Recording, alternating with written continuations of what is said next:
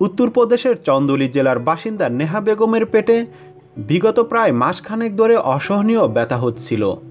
একাধিক ডাক্তারের কাছে গিয়েছিলেন, কিন্তু ডাক্তাররা সাধারণত পেটের ব্যথার ওষুধ দিয়ে বাড়ি পাঠিয়ে দিতেন। 22 বছরের এই তরুণীকে সেই ওষুধে ব্যথা কমতো না। দিন কয়েক আগে ব্যথা একেবারেই চরমে ওঠায় নেহার আত্মীয় স্বজনরা তাকে কেজি নন্দা হাসপাতালে নিয়ে যান। প্রাথমিক পরীক্ষার পরে ডাক্তাররা তার অন্ত্রে কোনো একটি ভারী পদার্থের অস্তিত্ব টের পান। এদিকে ব্যথায় তখন মরমর অবস্থা নেহার। ডাক্তাররা দেরি না করে অপারেশনের সিদ্ধান্ত নেন, কিন্তু ডাক্তারদের ধারণাই ছিল না নেহার পেটের মধ্যে কি বাসা বেঁধে রয়েছে।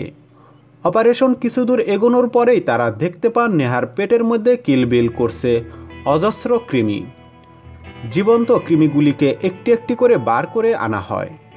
সব মিলিয়ে 150টি কৃমি উদ্ধার হয় নেহার পেট থেকে।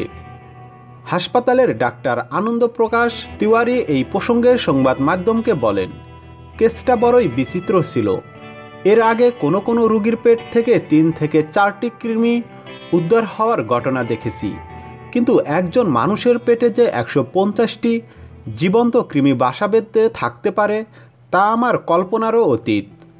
ডাক্তাররা বলছেন, এই কৃমি যদি বার করা না হতো তাহলে 2-1টি কৃমি নেহার মস্তিষ্কেও পৌঁছে যেতে পারত। তার ফল হতো মারাত্মক, এমনকি মৃত্যুরও সম্ভাবনা ছিল। আপাতত অপারেশনের পরে নেহা সুস্থ আছেন। তার যে বড় একটি ফাড়া কেটে গেছে তা ভালোই বুঝতে পারছেন তিনি।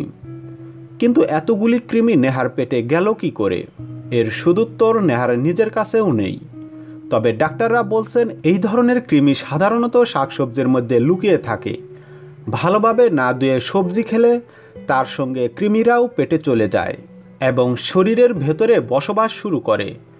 সবজি না ধুয়ে খাওয়ার বদ অভ্যাস ছিল নেহারও। সম্ভবত তা থেকেই এই বিপত্তি।